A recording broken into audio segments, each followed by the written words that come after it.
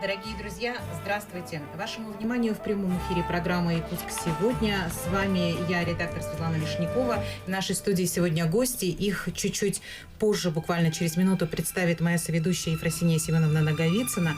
А я хочу представить вас, Ефросинья Семеновна, во-первых, поблагодарить вас, что вы нашли время и сегодня пришли в нашу студию, и поблагодарить вас за передачу «Горожане», которую мы с вами делаем 10 лет. Это сложно поверить. Что больше 10.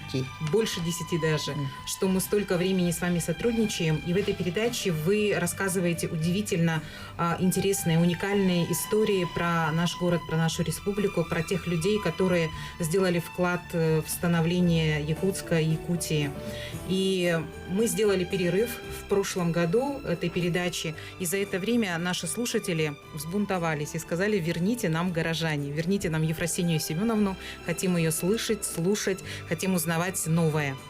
И я рада, что передача «Горожане» вернулась, и рада, что вы согласились принять участие в проекте «Соведущие» в программе «Якутск сегодня» в прямом эфире. И я знаю, что когда вы у микрофона, то не будет никаких банальностей. Хотя мы выходим в преддверии женского международного дня 8 марта. Сегодня не будет речей про то, что это праздник всех женщин и так далее. Сегодня будет обязательно какая-то интересная новая информация. И я передаю вам слово с радостью, что вы сегодня в нашей студии, и предлагаю вам представить ваших гостей, а я буду, как наши слушатели и зрители, внимать и отслеживать ваши звонки, дорогие слушатели. Если вы вдруг захотите присоединиться к беседе, рассказать что-то интересное, телефоны прямого эфира 32 00 66, 32 11 66. Ну, начинаем.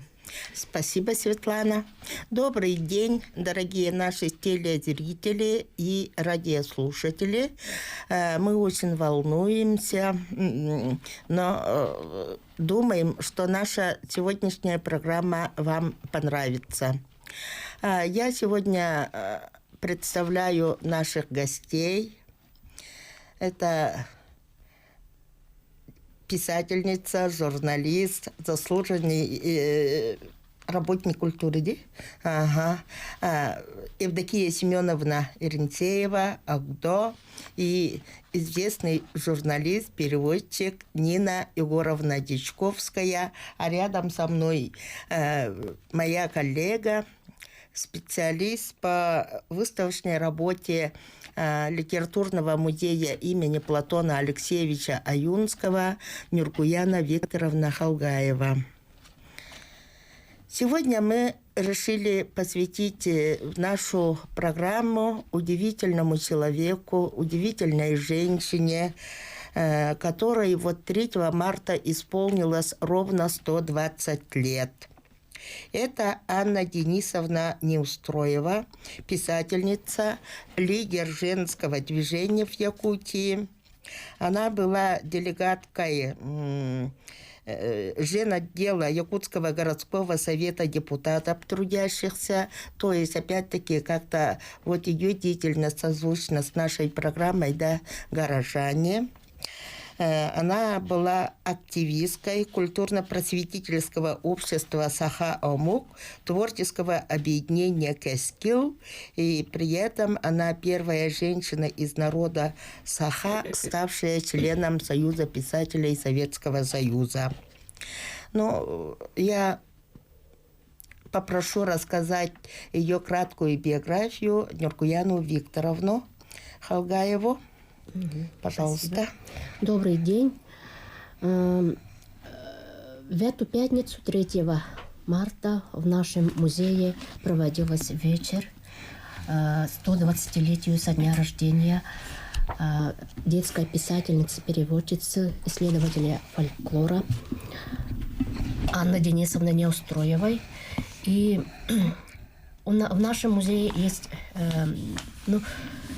Через 5 лет, каждые 5 лет проводятся такие вечера памяти Неустроевых, Николая, Анны Неустроевых. Эти вечера постоянно к нам приходят родственники Неустроевых. И эти вечера обычно проводит Николай Егорович Винокуров-Урсун. Проводил он. И поэтому очень благодарны все вот Урсуну Николаю Егоровичу. Анна Денисовна, она родилась в Байгантайском Лусе, во втором Байгантайском наследии. У них в семье было 6 детей, и из 6 детей 3 детей, они в раннем детстве умерли, и Николай Денисович, у него не было детей. Федора Денисовна, она умерла тоже, оставив 3 детей. И вот Анна Денисовна, она была женат Баланов были.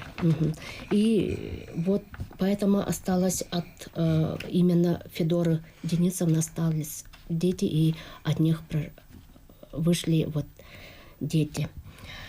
Анна Денисовна, она поступила, она родилась в 3 году, 3 марта, и в 15 году она окончила школу в Волбинской школе.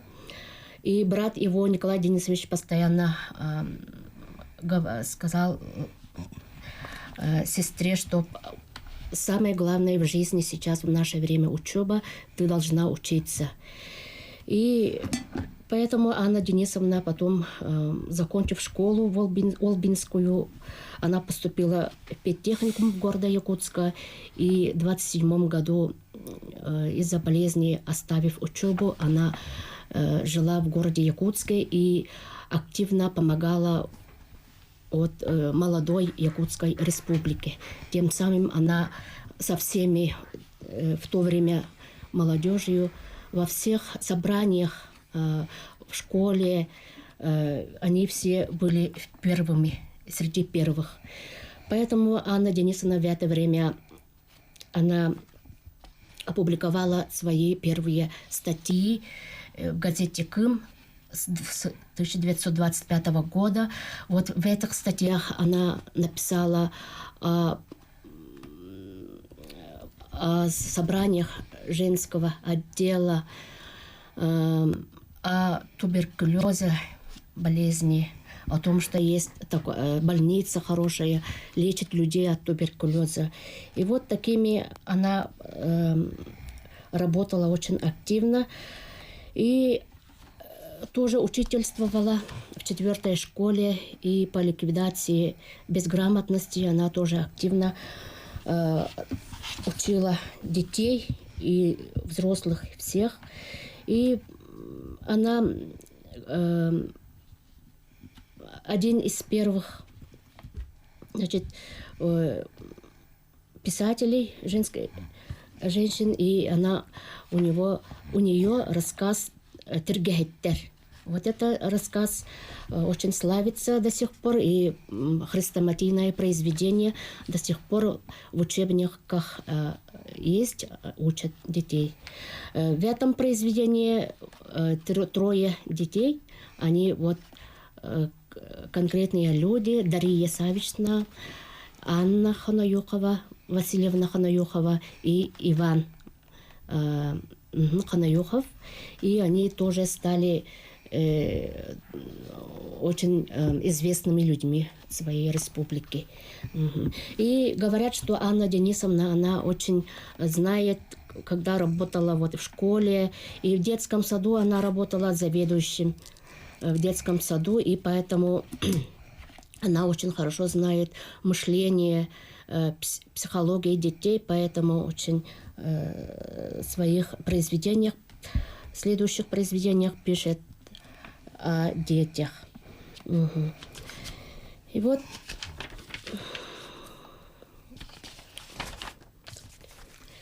Анна Денисовна, она, значит, участвовала в первом съезде трудящихся женщин 25 года. В этом съезде тоже участвовала мать Платона Алексеевича Аюнского в 25 году. Вот смотрим фотографии. И вот этот съезд проводился именно 8 марта.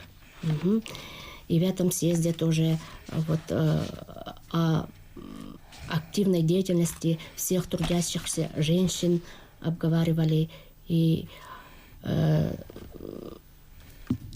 деятельности всех женщин. Ну, у меня все. Спасибо. Я чуть дополню рассказу коллеги. 3-го мы не только провели мероприятие, мы организовали очень замечательное, по моему мнению, даже уникальную выставку мы сделали. Это, во-первых, родственники Анны Денисовны к нам, как Нургияна Викторовна сказала, всегда приходят на помощь. Есть их дары, как, допустим, кресло от Николая Денисовича. Это кресло потом после его кончины стояло у Анны Денисовны. От нее перешло нашей народной артистке, Анне Ивановне Егоровой. И вот они согласовать с дочерью, с приемной дочерью Анны Денисовны, вот это кресло и сундук ее, ящичек деревянный, принесли дар нам, нашему музею. Это было 1993 года. И от нее же мы получили одежду. Это платье и корсет, да? Ага, корсет Анны Денисовны. Все это у нас на выставке. Можете прийти, посмотреть. И когда на манекен надели, нам даже показалось, что рост Анны Денисовны, ее осанка, все там видно, и портнихи такие замечательные, видимо, были. А так, по рассказам, по воспоминаниям, Неустроева такой талантливый род. Среди них до сих пор есть мастера, и народные мастера. Кто-то из дерева что-то делает, кто-то шьет. В общем, вот такой мастеровой. Мало того, что из такого именитого рода, они-то разбогатели не из-за того, что кого-то эксплуатировали, а из-за того, что вот голова на месте и руки на месте были, да. Но самое интересное то, что в наш музей попали рукописи Анны Денисовны. Все это у нас тоже и от руки написанное есть, и машиноописные копии есть. Вообще замечательно. И тут надо сказать, что, может быть, есть несколько черновые записи, даже стихотворение, посвященное Международному дню 8 марта, и что за день. В общем, она, по всей видимости, как член женотдела в городе, да еще с родиной тоже, со своей, с малой родиной, олбинским наследием, она тоже по этому вопросу контачила. Есть такие, даже лозунги есть, какие от имени женщин. Но это очень интересный материал, и, может быть, это все было написано в 1925 году, когда готовились к съезду. В общем, этот фонд ждет своего исследователя, очень такого пытливого. И мы очень горды тем, что в наш музей именно такой бесценные дары ее потомки сделали. И тут надо сказать, что все благодарили ее дочь Акулину Михайловну Неустроеву. Она была так воспитана, в духе уважения к своему роду, и поэтому она сохранила и рукописи, и документы и Николая Денисовича, и Анны Денисовны. И кроме этого, она сохранила и передала биографу, можно сказать, да, рода Неустроевых, Юрию Ивановичу Васильеву Дергостаю, 2 неизвестных, неопубликованных варианта письмо якутской интеллигенции Алексея Елисеевича Кулаковского, Алексей. Он дружил с их отцом, с Денисом Петровичем. И вообще, когда начали рассказывать про свой род, это такой замечательный род. И на мероприятии было,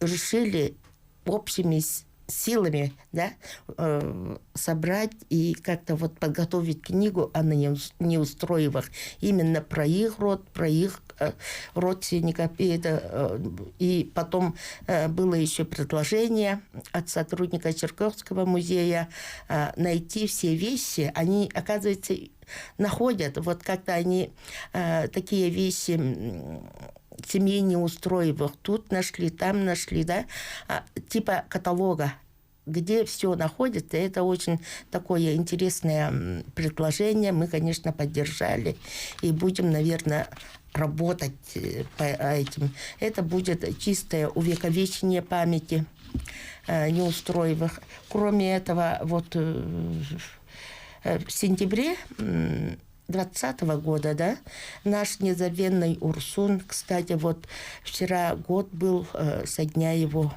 кончины, мы тоскуем без него, и даже вот мероприятия, которые он проводил, без него проводить нам как-то вот, ну, мы но слышим как бы его советы, вспоминаем его советы, как будто бы слышим его голос, и он нам, ну, дух, говорят, всегда остается идти.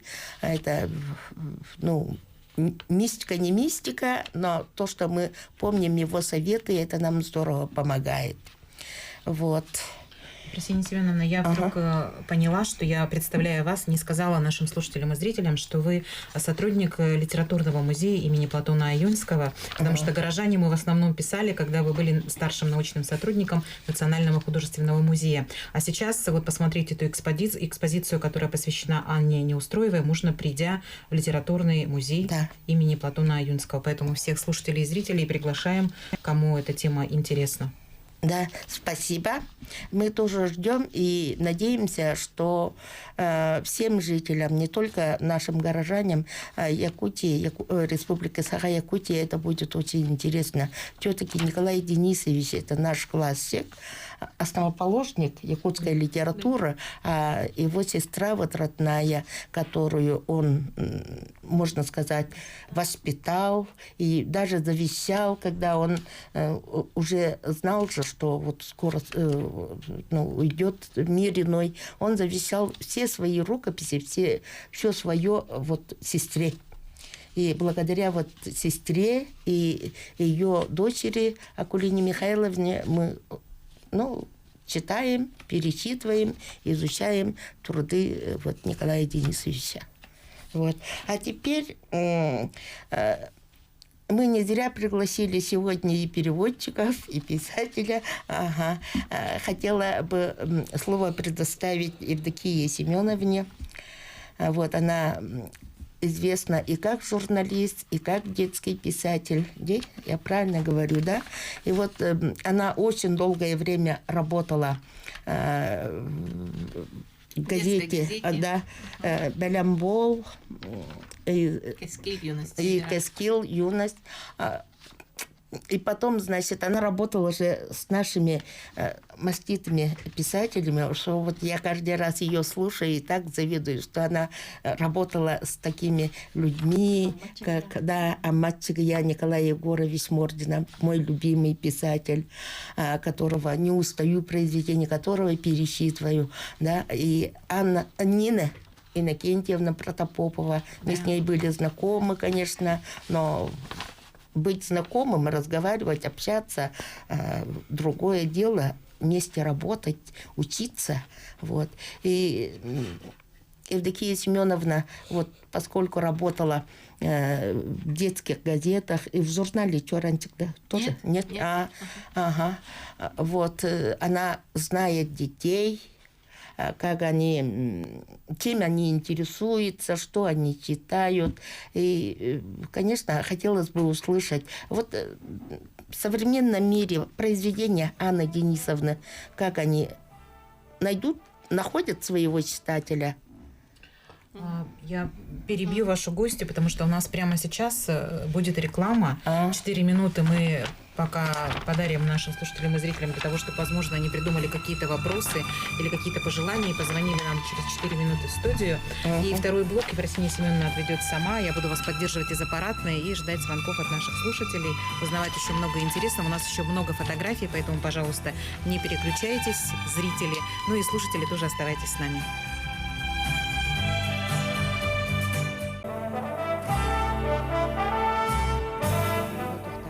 С подачи Анны.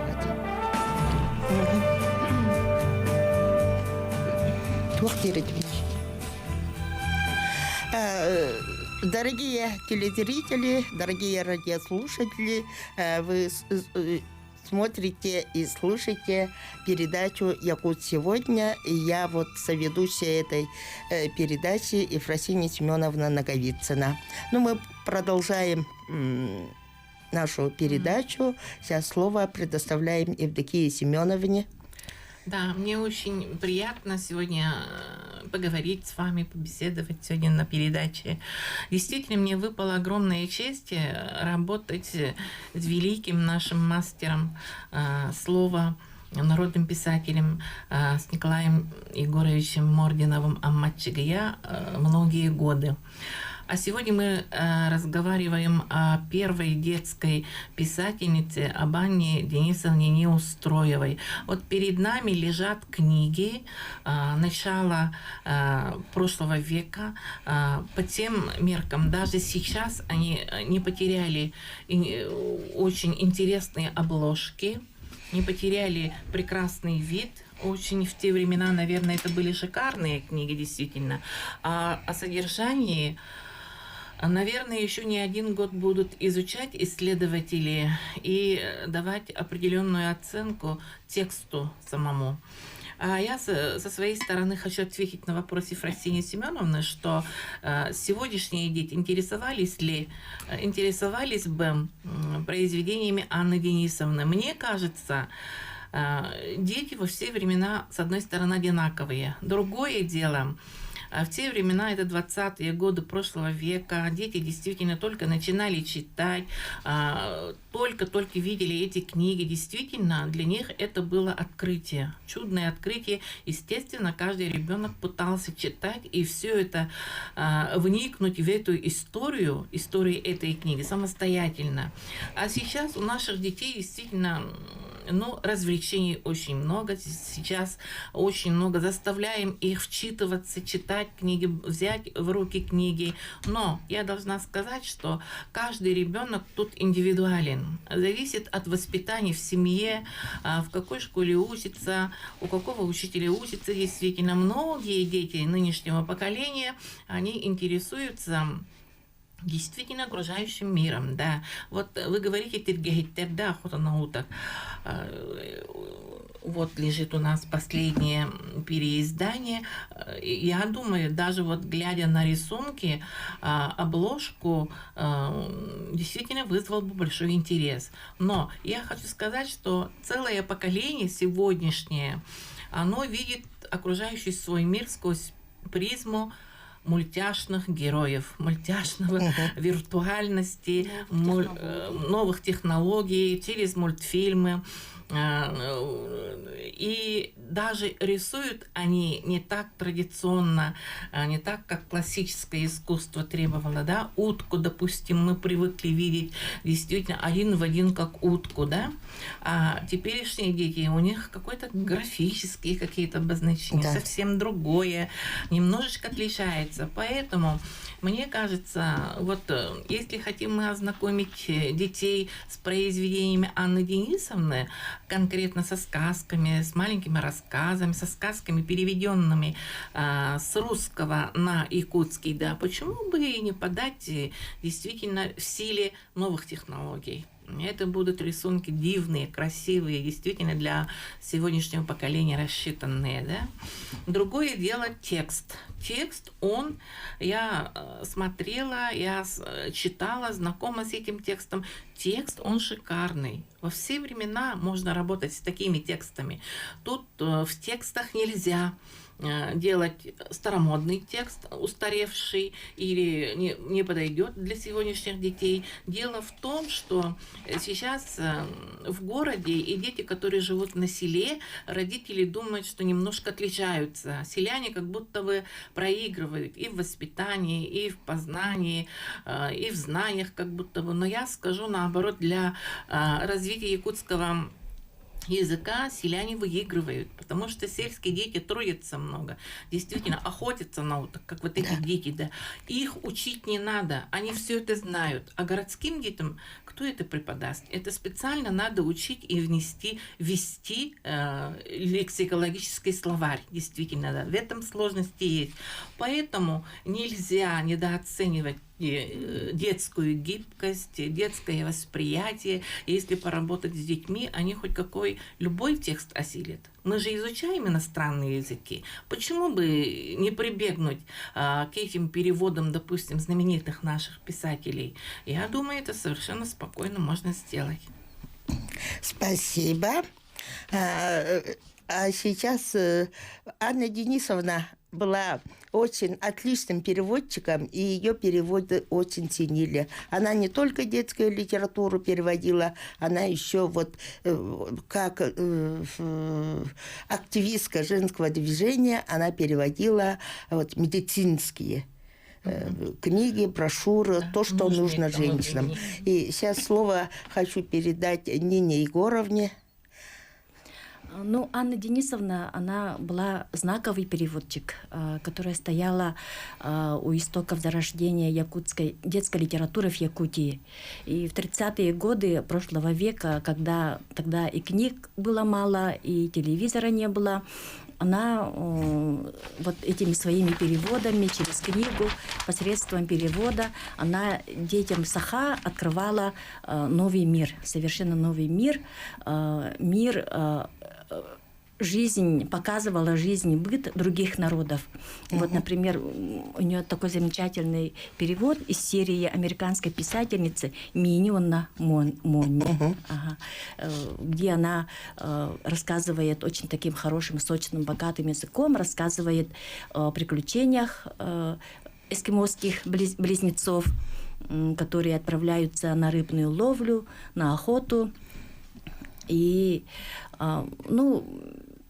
я думаю, что вот открытие новых миров это состоит, как бы является одной из задач переводчика, вот, которую выполняла Анна Денисовна. А потом... Так, звонок вроде бы идет, извините, пожалуйста. Или я ошиблась? И в детстве я еще очень любила читать рассказы про детские годы Ленина. Да. И мне казалось, да, что я думала, что все эти рассказы, они написаны изначально на якутском языке. Да. Оказалось, что рассказ о Володе Ульянове перевела Анна Неустроева. Вот все ее рассказы, все ее переводы, они читаются таким захватывающим интересом, поскольку она владела очень таким великолепным народным языком. Вот, например, всеми любимая серая шейка, да? Да. Серая шейка, она по-якутски, название у нее звучит «Рен мой». Она могла бы перевести это как бы, если серая шейка, то «Кугас», «Кюрень», «Борон мой», да? А она настолько глубоко знала вот все эти нюансы, связанные с птицами, оперение их, повадки. Она знала свою родную природу, и у нее получился такой... прямо попала в точку, в мишень, с точки зрения якутского восприятия, да, «Рен мой». И это очень такое удачное название, и недаром наши дети, эта сказка про жизнь утиной семьи, она близка нашим детям, прямо с нашего детства до наших детей.